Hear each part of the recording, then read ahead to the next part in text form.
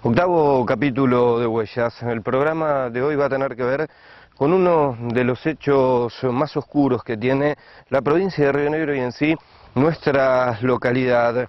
En este mismo lugar, hace 23 años atrás, se empezó a escribir la historia más oscura que tiene nuestra ciudad. Aquí, en este lugar, hace exactamente 23 años, un poquito más, fue el día 12 de marzo, asesinaban a Sergio y a Raquel. El doble crimen que nunca fue descubierto, que se investigó como se quiso, pero que aún no tiene resultados. Los homicidas, los asesinos de Sergio y Raquel, todavía siguen en libertad. Vamos a tratar de contar en este espacio de televisión lo que ocurrió aquel 12 de marzo y también, por supuesto, lo que vino después, lo que tuvo que vivir nuestra sociedad y sobre todo la familia Sorbellini, la familia Lagunas, y lo que dejó para nosotros, para todos los riocoloradenses, como decíamos, la página más oscura en el libro de nuestra historia. Hemos decidido repasar todo lo que ha ocurrido a través del periodismo y cómo lo contó en aquel momento los medios, cómo lo contaron los medios de nuestra localidad y las personas que trabajaban en los diferentes programas. Y también un dato a tener en cuenta que queremos contar porque muchísimos jóvenes no conocen de lo que ha sido, han escuchado el doble crimen, lo que ha pasado con Sergio, lo que ha pasado con Raquel, pero no saben de lo que es parte de nuestra historia, como decíamos, la historia más triste de nuestra localidad. Los invitamos a compartir en este programa el doble crimen de Río Colorado. ¿Qué fue lo que específicamente vio usted en el lugar del hecho? Lo que específicamente vi en el lugar del hecho es que había cierta cantidad de rastros de zapatillas, de borceguíes y otras cosas más, y aparte que no sé, como había mucha gente. Mi trabajo se vio un poco... Perdón, explique eso de que había mucha gente. Claro, porque estaba la policía tratando de levantar todos los indicios posibles, el juez tratando de averiguar ciertas cosas, y entonces el secretario, el juez, los funcionarios policiales se constituían como 10 o 12 personas más o menos. Correcto. ¿Y en qué dificultaron ellos su labor? En el sentido de que, como todos sabemos que cuando uno va a un lugar de derecho, que primero que tiene que ingresar es el perito.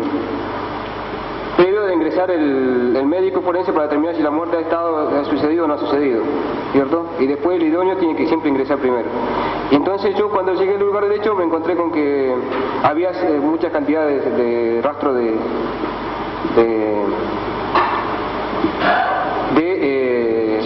de borceguí, zapatillas y otras cosas más. Zapatos. La intrusión podrán existir algunos errores, pero no son, considero, determinantes, ¿cierto? Y son errores que no pienso que no van a hacer al resultado final. Y son determinantes los errores porque no se han descubierto a los autores, evidentemente, y tuvieron 3 años detenidos personas que no estaban vinculadas a ese hecho criminal. ¿Ya no? ¿Está arrepentido de algo? No, señor. De nada. ¿Cree que la policía resguardó el lugar? Yo no estuve presente en el lugar cuando aparecen los cuerpos. No estaba en Río Colorado. ¿Cree que se resguardó bien? No estaba en el lugar. ¿Tuvo oportunidad de ver el video? No lo vi. Padre nuestro que estás en el cielo, santificado sea tu nombre. Venga a nosotros tu reino. Hágase tu voluntad, así en la tierra como en el cielo. El pan nuestro de cada día, dánosle hoy. Perdona nuestras ofensas, así como nosotros perdonamos a los que nos ofenden. No nos dejes caer en la tentación y líbranos del mal. Amén.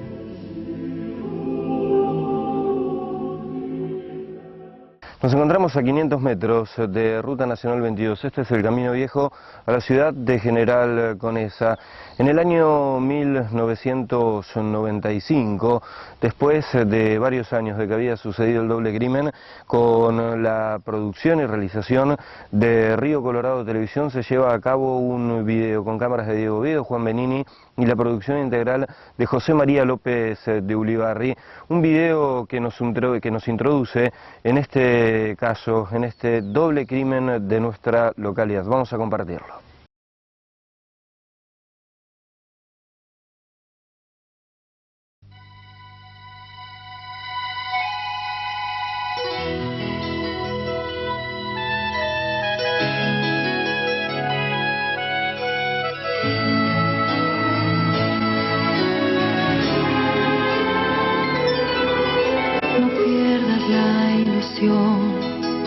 No existe una razón para olvidar las cosas más queridas.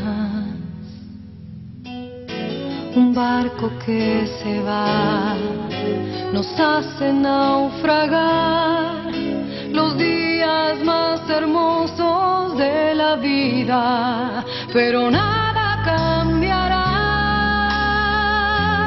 Lo que existe entre nosotros dos, la fuerza del amor, no cree en el destino, atraviesa los caminos y es mucho más que un dolor. La fuerza del amor nos llevará a estar juntos para siempre, juntos.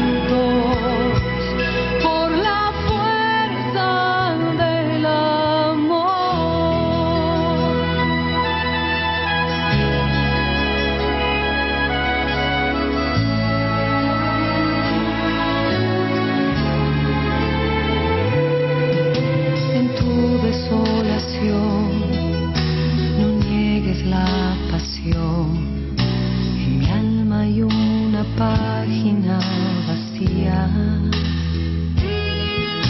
No pierdas la emoción que hay en tu corazón, el tiempo borrará nuestras heridas, porque nada cambiará.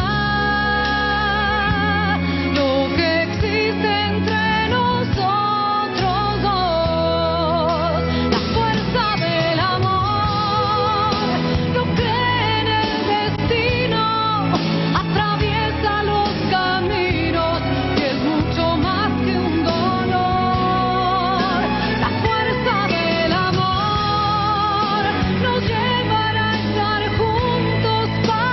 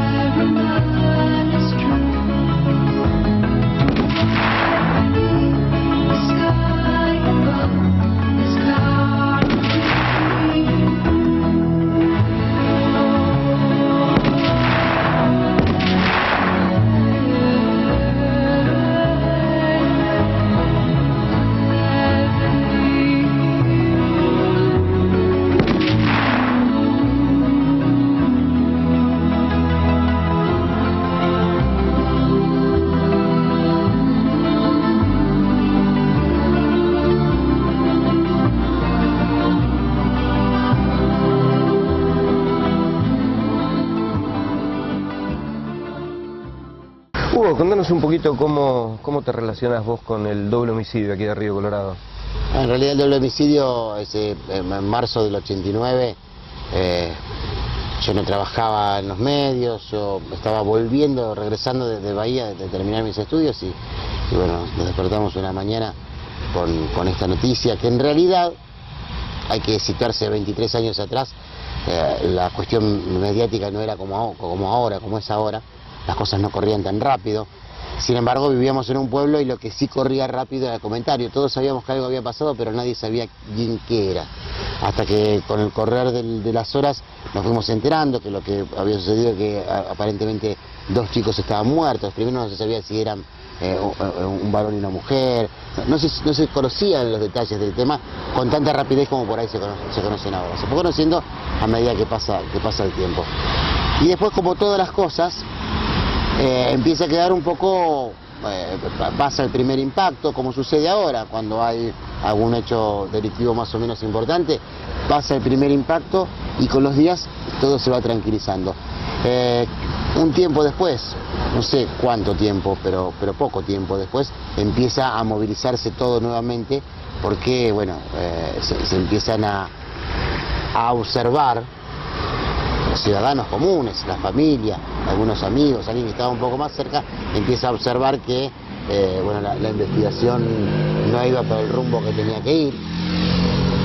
Esto era un sector, otro sector ya empezaba a enfocar a los probables culpables porque se había hecho correr la bola de que había ya 2 o 3 jóvenes de Río Colorado que estarían involucrados en esto, 2 de Río Colorado, uno que no era de acá, pero que era que sí venía cada tanto.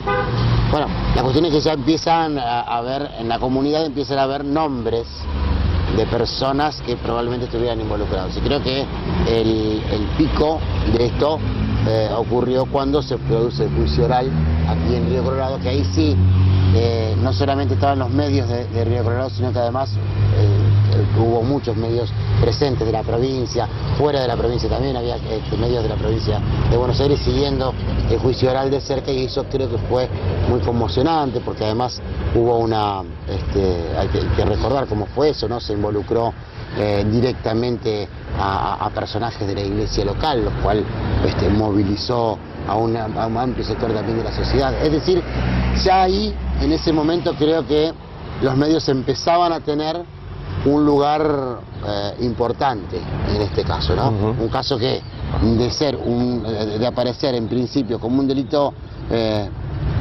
hoy un poco más corriente, en aquel momento absolutamente sorprendente. Había ocurrido poco tiempo atrás nada más aquel episodio del Jagüel, que seguramente más de uno recordará, pero no había muchos hechos de este tipo.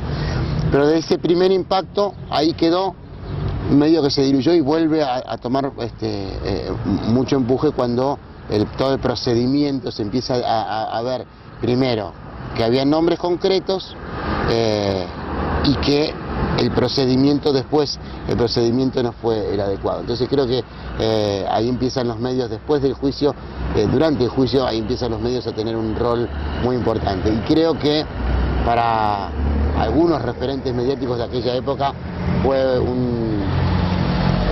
no quiero decir con esto que gracias a esto los medios pudieron crecer, pero sí digo que esto fue un gran disparador, porque creo que a partir de eso algunos que nos empezábamos a incorporar, empezamos a obligadamente a tener que aprender cómo se trabajaba en este tipo de cuestiones, ¿no? Si bien conocía qué era lo que había sucedido en el año 89, también lo que ocurrió durante el juicio, con las condenas a los inocentes, en realidad yo no estaba viviendo en Río Colorado y lo conocía a través de la prensa escrita que podía leer fuera de la ciudad, y realmente me involucro a pleno en la segunda etapa de la investigación, podríamos decirlo, cuando se reabre la causa a partir del año 94, 95, en la cual, bueno, fue una verdadera convulsión.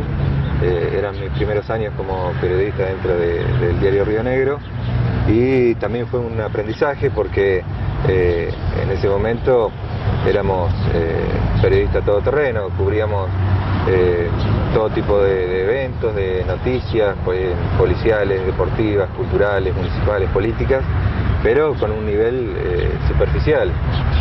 Y en este caso, por tratarse de este crimen de envergadura, con tantas connotaciones y que provocó tanta conmoción dentro de la provincia y también en buena parte del país, obligaba a ser mucho más profundo, así que también tuvimos que estudiar un poco ese tema, cómo encararlo, cómo tratarlo. En eso contamos con el apoyo del diario, que en varias oportunidades también nos asesoró, y después eran muchas horas de trabajo porque para el medio era prioridad. Si bien no había que descuidar el resto de los temas, pero era tanta la atracción y la necesidad de conocer qué era lo que había pasado, que se le dedicaba mucho tiempo, mucho trabajo, y también había que tener mucho cuidado con lo que se decía, porque en ese sentido los periodistas locales nos sentíamos también involucrados con quienes hablábamos, ya sean los familiares de las víctimas, eran vecinos nuestros, conocidos.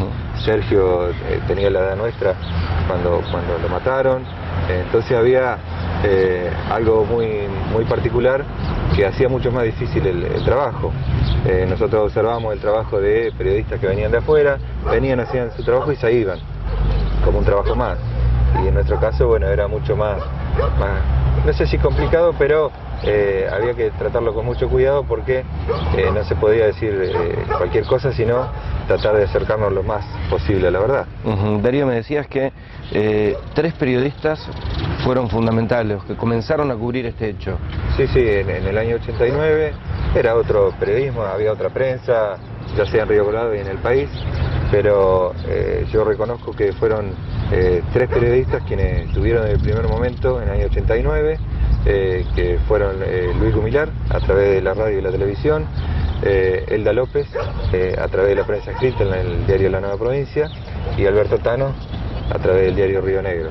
Después se fueron sumando el resto, que también saben mucho del tema, trabajaron, pero desde el año 89 en adelante ellos 3 eran los que podían hablar con conocimiento del lugar, con sus colaboradores, porque había fotógrafos, había asistentes, pero eran los periodistas que empezaron con este tema, que al principio fue conmocionante, pero tuvo un corte a partir del juicio, donde aparentemente se habían encarcelado a los culpables, y luego con la reapertura del caso, cuando comienza a trabajar el juez Juan Torres, y que es donde yo empiezo a tomar el contacto directo con el caso, se crea una convulsión, porque los verdaderos culpables no estaban presos, había 3 inocentes en prisión, y empezaron a surgir datos que en un primer momento no fueron importantes, pero que con el correr de la investigación le fueron sumando condimento a esta trama tan oscura, y que indignó tanto a la gente, que tuvo su momento cúmine con la marcha de las casi 5.000 personas que salieron a la calle. Yo empiezo a trabajar en el canal en el año 95, y bueno, justamente fue un año donde suceden algunas cosas en relación al doble crimen. Yo creo que del 89 al 95 el tema estuvo bastante quieto, en principio porque la gente como que se tranquilizó creyendo que los culpables estaban presos, y aún después, en el año 92, cuando la justicia sobresee a García, González y Yabel, hubo 2 o 3 años donde no hubo mayores novedades. Así que yo me parece que justo empiezo a trabajar en Río Colorado Televisión en el momento en que se empieza a mover la causa, a partir de una promesa en campaña de Verani en el año 95, que le dice a los familiares que en caso de ganar él se compromete a crear una comisión policial especial para investigar el doble crimen. Y bueno, creo que la creación de esta comisión, que finalmente no sucede en el 95 sino en el 97, es donde realmente se empieza a mover la causa. José, aparece un video que es fundamental en la causa y también se moviliza a la gente de nuestra ciudad. Sí, yo creo que la aparición de ese video abre una bisagra y empieza a mostrar un montón, y empiezan a aparecer un montón de elementos que realmente movilizan mucho a la gente. A nosotros nos llega ese video días antes de cumplirse el 12 de marzo del 97, un video que hablando con gente que entiende mucho más que uno y viéndolo una y otra vez, lo que deja absolutamente a las claras es la cantidad de errores que hubo en la instrucción, que además no es que fueron errores casuales, fueron errores direccionados absolutamente a no dejar ningún tipo de indicio ni de evidencia para que este caso se pueda esclarecer. Cualquier investigador te dice que el 80, el 70, el 80% del éxito de una investigación tiene que ver justamente con la instrucción. Si hay una buena instrucción, es bastante más fácil poder esclarecer el hecho. Bueno, en este caso, y como lo mostraba ese video, lo que hizo esta instrucción es borrar absolutamente todas las pruebas. Nosotros recibimos este video, decidimos ponerlo al aire en el canal, y el día 11 de marzo del 97, invitando además un montón de gente, en realidad invitamos a todos, a los mencionados, a los no mencionados, a los testigos, a la policía, a los políticos, a todos. Obviamente no fueron todos, fueron algunos de los que invitamos. Bueno, en ese programa pudimos mostrar ese video donde yo creo que la gente pudo darse cuenta todo lo que había hecho la policía en pos de encubrir a los culpables, ¿no? Un video, José, que cayó muy fuerte en la sociedad de Río Colorado. Y sí, obviamente cayó muy fuerte, porque realmente yo no soy ni policía ni investigador, pero ver a la policía caminando por encima de los cuerpos cuando todavía no había llegado el perito, que es el que tiene que levantar los rastros, a la gente le indignó. Creo que a cualquiera de nosotros nos indignó, ¿no? Porque vimos realmente cómo se estaba encubriendo, lo vimos en televisión, o sea, no es que nos lo contaron. A través de este video uno pudo ver todo lo que había hecho la policía para cubrir a los culpables. Y sí, yo creo que indignó, movilizó, y bueno, creo que fue un momento, tal vez el momento más importante en la investigación, porque al otro día, yo no recuerdo el número, 6.000, 7.000 personas se volcaron a la calle, ¿no? Y esto no es un tema menor. La presión que ejerce la comunidad en la calle, yo creo que hizo preocupar a más de uno, ¿no? Por esos días se había inaugurado, habían estado autoridades provinciales en la escuela especial, que había llegado el gobernador en ese momento, y yo estaba trabajando con mi tío, con Alberto Thanos, y pasado el mediodía, primero hay que ponerlo en contexto. Hasta no hace mucho tiempo atrás, la policía no tenía un gabinete criminalístico para, por ejemplo, fotografiar la escena de los crímenes. Entonces, nosotros de la parte privada le ofrecíamos el servicio a la policía. Pasado el mediodía, lo llaman a mi tío para que concurriera al lugar donde estaban los cuerpos.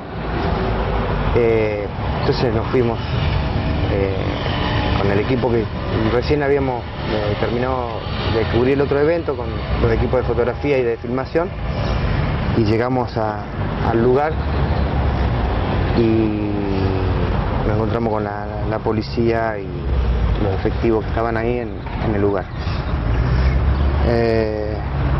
Bueno, después de tomar las imágenes de rigor que nos pedía pura y exclusivamente el comisario en ese momento, a su vez mi tío estaba como corresponsal del diario, y yo hice imágenes en ese momento en blanco y negro para el diario, y como se estaba esperando que llegara a la escena del crimen al médico policial, en ese momento el doctor Fonseca, me dio un tiempo como para hacer esas imágenes de filmación, que no fueron ni a cámara escondida, ni nada, porque estábamos trabajando con la policía. Trabajaban normalmente de lo que estaba sucediendo en ese momento. Una cámara que recién habían comprado, que se estaba probando en ese momento. Hacía poquitos días que había llegado una de las primeras máquinas que tenía mi tío para filmar, así que también la estábamos probando en esas circunstancias. El video aparece públicamente o dentro de la causa muchos años después. ¿Por qué? Cuando se entregó todo el material fotográfico de la escena del crimen y de la autopsia, la primera autopsia que se hizo en la morgue local, se le ofreció al comisario y en ese momento al juez Bajo, que teníamos un video de la escena por si interesaba a la causa. No lo desestimaron, nunca le dieron importancia y quedó en el archivo que teníamos en el negocio. Con los hechos que sucedieron después y la reapertura de la causa, dentro de la comisión policial que se había formado en ese momento, yo ya había tenido varias entrevistas con la justicia, porque en realidad todas las fotografías de la escena del crimen o de la autopsia que fueron sacadas por mí, fue entregada a la policía junto con los negativos, y todo ese material había desaparecido. Solamente habían quedado un par de fotos en blanco y negro que habían sido sacadas en ese momento para el diario, que son esos negativos lo que nos entregaron. La policía, Jorge, le entregás todo el material, o le entregan con el Beto Thanos en su momento a la policía, y la policía no lo hace llegar a la justicia, se pierde acá eso. Hasta el juicio oral que yo estuve presente, estaban las carpetas con fotografía. Es más, dentro del juicio oral se había pasado como que el fotógrafo que había tomado todas esas imágenes era un efectivo policial. Digamos, en la causa nunca entramos nosotros en eso, pero en realidad yo las vi en el juicio, que estaban carpetas con todas las imágenes de la escena y de la autopsia. Juicio que condena a 3 inocentes. 3 inocentes. Es más, ese día uno de los jueces desaloja la sala, porque las imágenes que iban a proyectar de los cuerpos iban a ser muy chocantes para los presentes. Entonces quedaron solamente los que en ese momento estaban siendo acusados, junto con los profesionales y los abogados de distintas partes. Eso después desaparece todo. Una vez que fue condenado estos 3 muchachos inocentes, termina desapareciendo, al igual que otras pruebas fundamentales en la causa, termina perdiéndose de algún modo. Hugo, para todos aquellos jóvenes o gente que no recuerde bien lo que sucedió, desde marzo, desde el momento del doble crimen hasta el juicio, ¿qué tiempo más o menos pasó? Y fueron 2 años, ¿no? Más o menos, no recuerdo ahora exactamente la fecha, pero 2 años más o menos, hasta el año 91. Y en ese tramo, digamos, sucedieron muchas cosas. Yo creo que la más terrible de todas, después de lo tremendo, de lo indescriptible, del hecho de que dos jóvenes hayan aparecido asesinados de esa manera, creo que el segundo hecho terrible fue que 3 personas tuvieran que vivir entre 1 año y medio y 3 años de cárcel sin haber cometido ningún delito, solamente porque era necesario que Yabel, González y García respondieran por quienes tenían evidentemente armada toda una cuestión para evitar su culpabilidad. Hugo, ¿por qué Yabel, González y García en su momento son detenidos? Porque aparecen un arma que se ordenan algunos allanamientos. Había cercanía de apellidos, relaciones que no estaban profundamente ligadas al doble crimen en sí, pero que evidentemente, insisto, en todo este andamiaje, en todo este armado de la causa venían bárbaros. Algunas relaciones, algunos cruces, García, que era el camionero, que se reunían en una casa donde también participaban de esas reuniones Yabel y González. Bueno, una serie de hechos que los ligan entre sí. Y aparece un arma, que es el famoso rifle Diana de un solo tiro, que es el que los une. Pero que en realidad después, al ser peritado, ese arma no tiene absolutamente nada que ver. Es un arma como puede tener mucha gente en su casa y que era utilizada para cualquier otra cosa, que no fue utilizada para ese hecho, porque además hubiera sido imposible. Esto fue ¿Tantos tiros? Y un dato fundamental, ¿no? En 9 tiros con un arma de un solo tiro es imposible. En esa circunstancia, ¿no? Entonces, bueno, se los ligó, creo que por este tipo de relaciones externas que no tenían una afectación directa con el hecho, se los ligó. Había que encontrar un culpable. Exactamente, había que encontrar un culpable y tenía que ser rápido. Tenía que ser ya, inmediato, porque no podía dilatarse demasiado la cosa. Y bueno, así fue, ¿no? Que yo insisto, creo que el segundo hecho tremendo fue este. Después aparecieron otras cosas, como algunas muertes dudosas, pero bueno, digamos, cosas que no se pudieron ligar del todo. Pero creo que esto fue claramente el segundo hecho tremendo, porque además esto ya había involucrado no solamente a policías, no solamente a los autores de un homicidio, no solamente a los mentores, probables mentores de un homicidio, sino que además estaba ligando a jueces, abogados, a fiscales, estaba, digamos, mostrando dónde estaba la parte absolutamente injusta e improcedente de la justicia, ¿no? Ya vamos a llegar a la corrupción, cómo se fue armando este caso, pero algo que sorprendió, inédito en aquel momento para nuestra localidad, cómo la gente se manifestó, cómo se movilizó en las calles de Río Colorado. Bueno, yo creo que por lo mismo, Martín, porque me parece que hasta ese momento no había grandes hechos de este tipo, hechos impactantes de este tipo. Y creo que fue toda esta situación que involucró a Mario, a Fabián y a Raúl, a González, Yabel y García. Creo que esta situación potenció esa instancia, digamos, porque, insisto, era un segundo hecho tremendo. Entonces la comunidad ya no podía estar ajena a lo que pasaba. Cuando recibió el primer impacto, el primer cachetazo, que fue haber encontrado a los chicos baleados, en la situación en que los encontraron, hubo un muy buen trabajo, yo recuerdo, que se hizo en la tele, que se hizo en Río Colorado Televisión, que además, digamos, permanentemente siguió detrás de este hecho.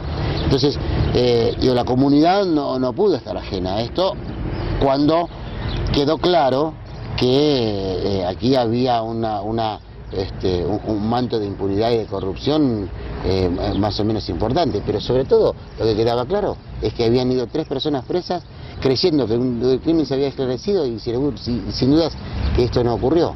Entonces, encima que pasa esto en mi pueblo, me tomás de tonto, ¿no? Creo que eso potenció todavía más la cosa, hasta que, como todo este tipo de hechos, lamentablemente, se pueden mantener durante un tiempo en el interés de la comunidad. Después la comunidad empieza a decaer, los medios por ahí intentamos seguir manteniéndolo un rato más, y ya las fuerzas de las familias flaquean y ya después todo cae. Y hoy pareciera, como vos decías al principio, que sobre todo para los más jóvenes, Sergio y Raquel es una plaza o es alguna foto que aparece cada tanto en algún medio, nada más que eso, ¿no? Para los jóvenes que no conocen del caso, ¿cómo es en Río Colorado juntar a 5.000 personas? ¿Cómo hacen o cómo han comenzado las manifestaciones en el doble crimen de Sergio y Raquel? Sí, al principio eran muy tímidas, muy poca gente, y en eso, bueno, lo reconoció la propia sociedad o comunidad de Río Colorado. Eran apenas un puñado de vecinos que acompañaban a Leandro, a Pirucha, en esas marchas, pero no había el acompañamiento popular que después sí se logró. Y el detonante fue también el trabajo de la prensa.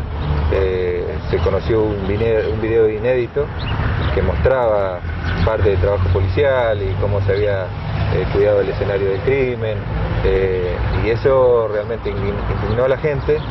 Y a la marcha que estaba convocada al día siguiente, bueno, fue multitudinaria, Todo el pueblo estaba ahí. Sí, sí, prácticamente todo el pueblo. Quien no fue era porque no pudo, no era porque no quería. Así que se estimaron 5.000 personas caminando por la calle San Martín, a Irigoyen. Y eso también movió todos los cimientos políticos, judiciales, porque había un pueblo que se empezó a hacer oír. Y entonces, bueno, empezaron a surgir las comisiones investigadoras de policía, la comisión legislativa con diputados de la legislatura de Río Negro, y bueno, y todos hablaban y todos opinaban y aparecían nuevos datos, el trabajo de juez recogiendo testimoniales, dictando el sobreseimiento definitivo a Fabián Yabel, a Mario González y al muchacho García, que no era de Río Colorado. Entonces era una demanda constante de conocer qué fue lo que pasó. Cada hecho que surgía y que podía dar un poco de luz al caso generaba una expectativa quizás demasiado grande. Por ejemplo, cuando se hablaba de la famosa citroneta que estaba estacionada en el patio de la policía y que algunos testigos decían haberla visto en los alrededores del lugar donde se cometió el crimen, bueno, se pensaba que si la citroneta arrancaba, después de 5 o 6 años de estar estacionada ahí, eso iba a generar un nuevo envión dentro de la causa. Bueno, la citroneta arrancó, generando la sorpresa de muchos, pero bueno, con el tiempo eso se diluyó. Aparecía un testigo clave en Morón y se armaba todo un operativo para ir a buscarlo, para llevarlo a Roca a declarar, generaba mucha expectativa.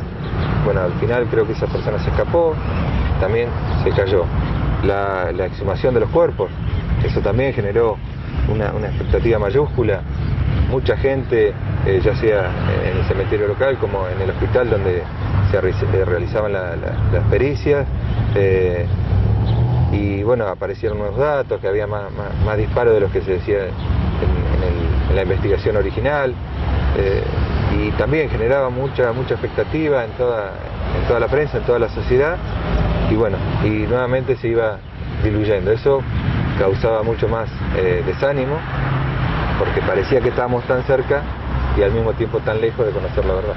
Darío, la hipótesis fue fuerte y al tiempo se sabía o se presumía lo que había pasado y por qué habían matado a estos dos chicos. Sí, si bien había varias hipótesis, había una que sobresalía sobre el resto. Y sale en el diario Río Negro, se publica en el diario. Fue publicada, sí, creo que se publicaron 2 o 3 hipótesis, haciendo hincapié en que la más fuerte que tenían los investigadores era aquella que estaba relacionada con el contrabando de ganado, y en la cual, bueno, los actores se iban relacionando, policía, transportistas, y bueno, si bien no hubo nada claro, también la investigación del juez apuntaba a esa parte. Es decir, los datos recogidos y en virtud a los testigos que iba convocando, todo hacía ver que se inclinaba por esa parte. Pero te repito, no quedó nada firme, nunca se conoció el móvil del hecho, todo quedó en una etapa de presunción, y creo que hay 3 deudas mayúsculas en torno a este caso, que es primero, bueno, conocer quiénes fueron los autores, conocer quiénes mataron a Sergio y a Raquel. En eso, bueno, surge la segunda deuda de parte de la justicia, que es darle una respuesta a la comunidad que le demandó por distintos motivos, siempre dentro de los términos racionales, porque siempre las marchas fueron tranquilas. Y en tercer lugar, también una deuda con los jóvenes desde aquel momento que estuvieron más de 3 años presos sin tener nada que ver con el caso. Así que me parece que es una deuda pendiente. Si bien hubo muchos casos de asesinatos en el Río Colorado, también conmocionante, esto marcó un hito por todos los condimentos que se le fueron sumando al respecto, porque nadie quería quedar afuera tampoco de la discusión, cada uno tenía su propia teoría, pero a todos nos dolía por igual el hecho de que el crimen de los jóvenes sigue impune después de 23 años en Río Negro. Bueno, primero y principal, y por suerte, que yo creo que una de las cosas que logró el periodismo, si bien el periodismo no le pudo contar a la gente quién mató a Sergio y a Raquel, sí por lo menos le pudo convencer a la gente de que González, García y Yabel no habían tenido absolutamente nada que ver. Realmente hay que ponerse, yo digo, acá hay dos víctimas, Sergio y Raquel, dos víctimas principales, ¿no? Los que se llevaron la peor parte, pero García, Yabel y González también fueron víctimas, ¿no? Estuvieron presos, todo el mundo miraba a ellos y a su familia prácticamente como asesinos, estuvieron presos a los Oscar, creo que no era ni siquiera mayor de edad, y él va preso con una cadena perpetua, una sentencia perpetua, o sea, pensando que no va a salir nunca más. Hay que ponerse un poco en el lugar de ellos. Bueno, yo creo que este video dejó en claro que este programa, que González, García y Yabel no tuvieron absolutamente nada que ver, ¿no? Que hasta ese momento todavía había gente que dudaba, ¿no? Que decía, pero... ¿Y por qué no tuvieron nada que ver? Porque no tuvieron nada que ver. ¿Cómo caen ellos? Y ellos caen porque tienen la mala suerte de que el padre de Oscar, preocupado porque el hijo había salido a cazar y no había vuelto a la casa, fue a avisar a la comisaría. Yo creo que la policía en ese momento, o muchos, yo no digo todos, pero muchos de los policías que estaban tratando de encubrir y de ver qué hacían con Sergio y con Raquel, yo creo que cuando llegó González a hacer la denuncia, se habrán mirado y habrán dicho, nos cayó del cielo. Los chicos, el padre que va a hacer la denuncia, la policía que yo creo ya tenía dos pibes muertos que no sabía a quién enchufárselo, les cayó del cielo. Les cayó del cielo y bueno, la detención de González fue realmente, lo van a buscar, el pibe está en la casa, le preguntan qué estuvo haciendo la noche, cazando, y con qué cazaba, y con un rifle, y dónde tiene el rifle, acá lo de mi tía, fue, buscó el rifle y se los entregó, digamos. A ver, si yo no soy asesino, ni tengo pensado matar nunca a nadie, ¿no? Pero si alguien mata a alguien, me parece que lo primero que hace es hacer desaparecer el arma homicida, o lo entierra, o lo tira, o lo hace desaparecer. Oscar fue y se los dio. Y era un rifle de un tiro. O sea, un rifle de un tiro, poner la bala, tirar un tiro, sacar la bala, poner otra, sacar la cápsula, poner otra bala. Y los chicos tenían un montón de tiros. O sea, cualquiera se daba cuenta que con ese arma no se podía haber matado a los chicos. José, hoy a la distancia miramos y vemos un grado de impunidad altísimo en esto. En ese momento, ¿se sabía que la impunidad o de la forma en que se habían desarrollado los hechos? Yo creo que no. Digamos, uno dimensiona la impunidad cuando pasa el tiempo y ves que nadie pagó prácticamente nada por este doble crimen. Ni los que encubrieron, ni los que ejecutaron, ni los que lo pensaron. Digamos, acá nadie fue preso. Más allá de alguna destitución, de alguno que haya perdido su trabajo, de algún juez destituido, pero más allá de eso, yo creo que en ese momento no, uno pensaba que esto se iba a esclarecer. Yo creo que el juez, particularmente lo digo, tuvo todos los elementos para esclarecerlo. Yo creo que no quisieron. ¿De dónde llegó esa orden? Y bueno, evidentemente, a ver, detrás de esto hay mucho poder. Vos me podés preguntar, ¿poder económico? Y tiene que haber habido un poder económico. ¿Poder político? Y tiene que haber habido un poder político. Yo creo que fue una mezcla de cosas, porque de otra manera esto se hubiese esclarecido. A ver, digamos, si vos, Diego, yo, el muchacho de acá a la vuelta matamos a alguien, no podemos arreglar ni a un cabo. Y acá hubo que arreglar con jueces, con forenses, con peritos, con policías, con mucha gente, ¿no? Y para arreglar con tanta gente, evidentemente, tenés que tener un poder interesante. La estrategia era, están los tres chicos, hay culpables en el caso, se cierra el caso, la justicia investigó y la justicia encontró a los culpables del crimen. Eso es lo que redondeaba ese juicio oral con todo lo presente, digamos. Y se dejaba tranquila una sociedad. Lo conoce hoy en la actualidad, comparándolo con la actualidad, estamos hablando hace casi 20 años atrás, comparándolo con los hechos que ocurren hoy vemos que todo eso fue un entramado. Hoy, en ese momento, si nos llegamos a poner en el contexto, cerraba todo derechito. era todo, cerraba todo. Entonces se encontraron a los culpables, se los acusó, le hizo el juicio oral y se los acusó y se los condenó. Y ahí fue todo. Gracias a Dios, a la prensa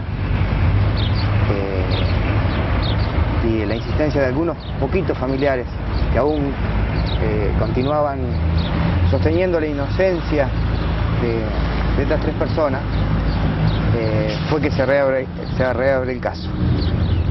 Posteriormente se arma todo, bueno, la comisión policial, la comisión legislativa, empezaron a participar todos los políticos, que todos empezaron a sacar su tajada particular en todo esto.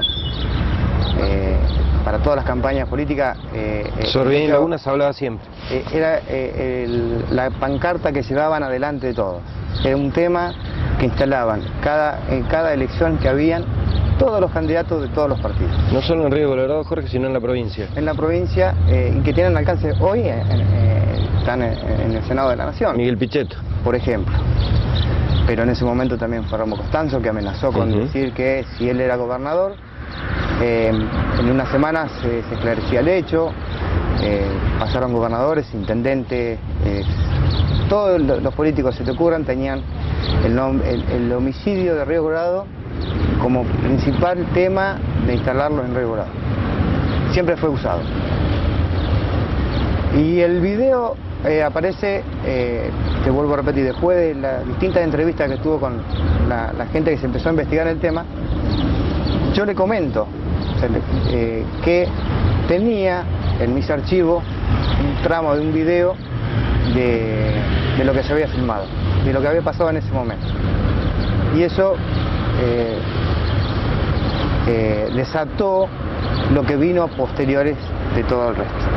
Ahí se terminó de entender cuál fue el manejo que se hizo para llegar a lo que se había logrado en ese momento, acusar a 3 personas, el trabajo que habían hecho en el radio. Eso nunca fue una cosa de que se ocultó, porque una vez que sale a la luz, después, bueno, se escucharon un montón de voces de ocultamiento y un montón de estupideces que no hacían nada más que hablar por hablar. Simplemente eso estaba archivado, porque si uno hubiera querido borrar todo eso, hubiera estado del lado de la otra parte, se hubiera perdido, no se hubiera nombrado ni nada por el estilo.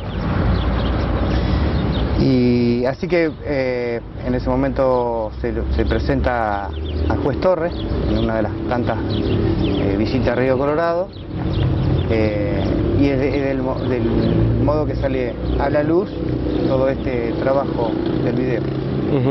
Jorge, vos que estuviste muy de cerca en este caso, de todos los procesados que tuvieron de alguna u otra forma participación en el juicio y en este hecho, ¿qué es de la vida hoy? Por ejemplo, Almendra, ¿tenés conocimiento? No, la última vez que supe algo de él, sabía que estaba viviendo en el Valle, tenía importantes propiedades, seguía teniendo alguna relación, algún contacto con gente de Río Colorado, que era muy habitual que se lo viera en Río Colorado, pero te estoy hablando de hace unos años atrás. Hoy en la actualidad no sabría decirte, que sé que hay algunos, después uno se va enterando que algunos ya han fallecido, otros se han retirado y nada más que eso.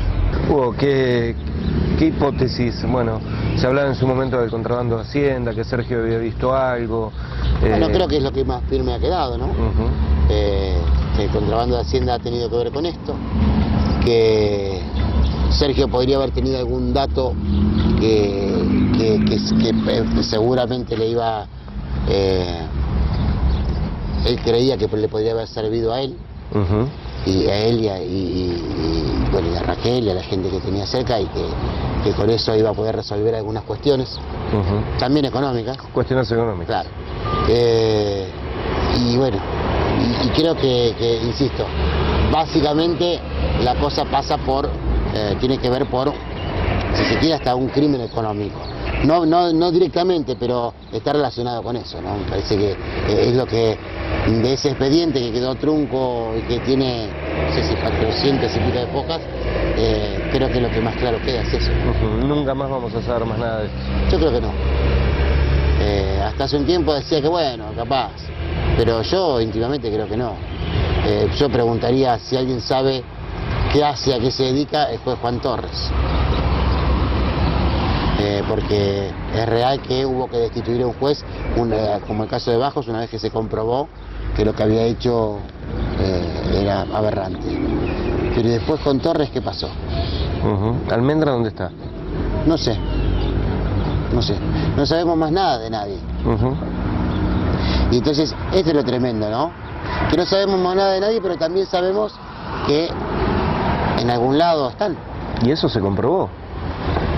¿Todo eso se comprobó? Y esto es lo que cuando al principio vos hablabas de los jóvenes, ¿no? Bueno, decíamos fuera de micrófono, vos eras muy chico cuando esto había ocurrido. Y entonces, cuando hoy, tantos años después, un adolescente se quiere involucrar con esto y pregunta, ¿y qué le decís?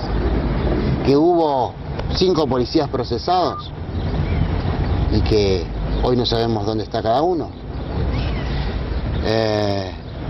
Que por ahí circula que hasta algunos podrían haber ampliado su capital a pocos años de ocurrido este hecho, inexplicablemente. Que el juez dejó de venir a Río Colorado porque le molestaban justamente los medios que le iban a preguntar cosas, pero le iban a preguntar por la gente. Que Sergio y Raquel todavía no están enterrados del todo y que nunca lo van a estar, porque cuando no se puede llegar al final de una situación de este tipo nunca terminas de enterrar a tus muertos, ¿no? Entonces, ¿cómo se hace para explicarle a un pibe que se quiera interesar por esto? ¿Cómo se hace para evitar que el chico descrea de la justicia? ¿Cómo se hace para demostrarle que, bueno, que sí, que existe justicia? Vos lo decías recién. Lo de los policías, una cosa que había avanzado y que también fue un momento de mucha esperanza. Y hoy nos dicen que está en la Comisión Interamericana de Derechos Humanos y que hay... Y yo, insisto, preguntaría a toda la comunidad si alguno cree que vamos a llegar al final. Yo creo que no. Lo que podrá haber ahora es un resarcimiento económico, lo que podrá haber ahora es una disculpa, lo que podrá haber ahora a partir de todo este movimiento que se ha hecho con la Comisión Interamericana de Derechos Humanos es todo esto. Pero los responsables están acá. Y nosotros también. La corrupción, el encubrimiento y todo lo que se dijo en aquel momento, ¿cómo lo ves a la distancia? Y ha habido un poco de todo.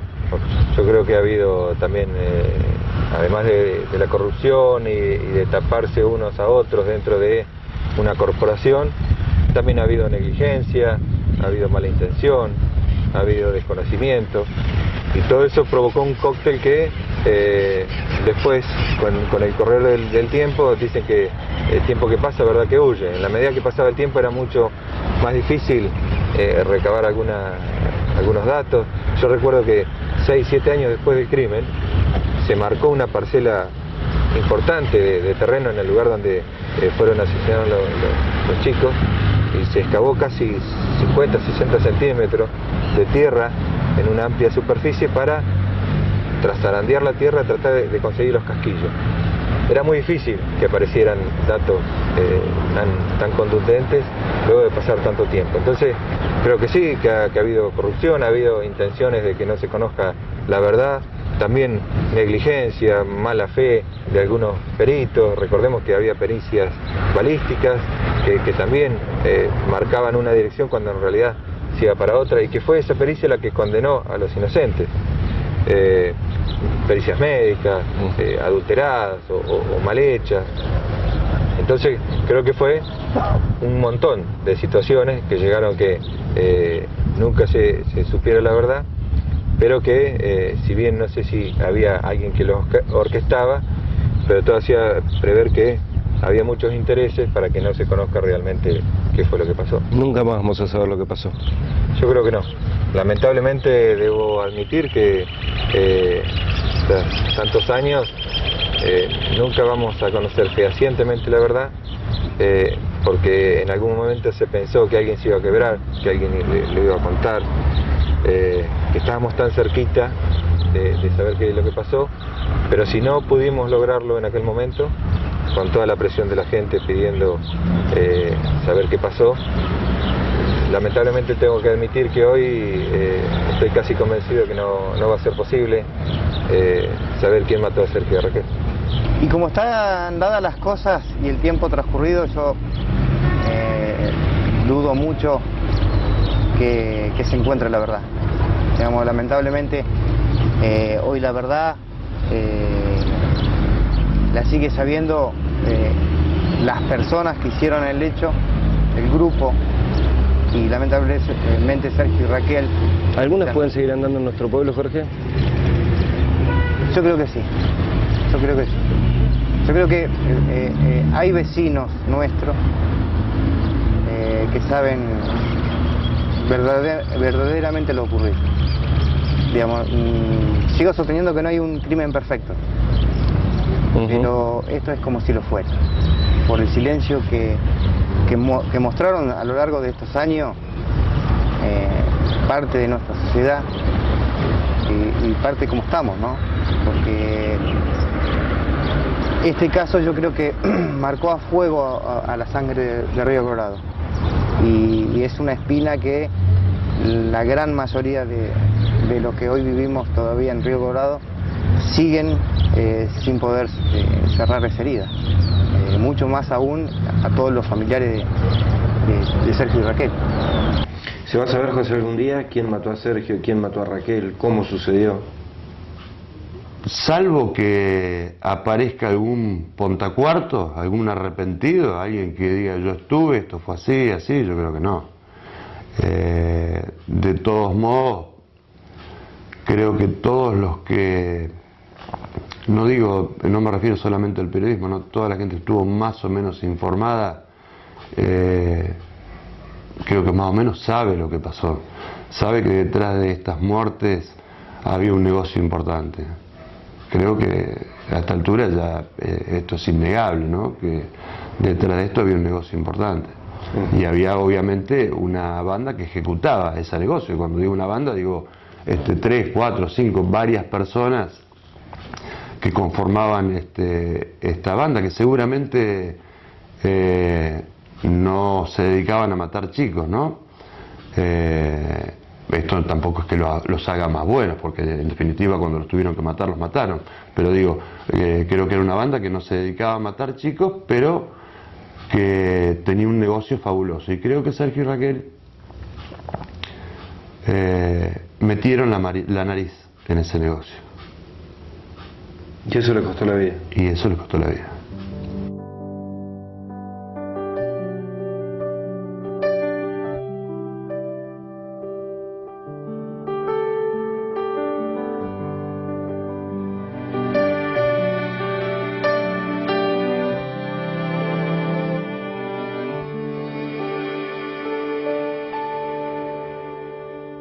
Los viejos amores que no están, la ilusión de los que perdieron.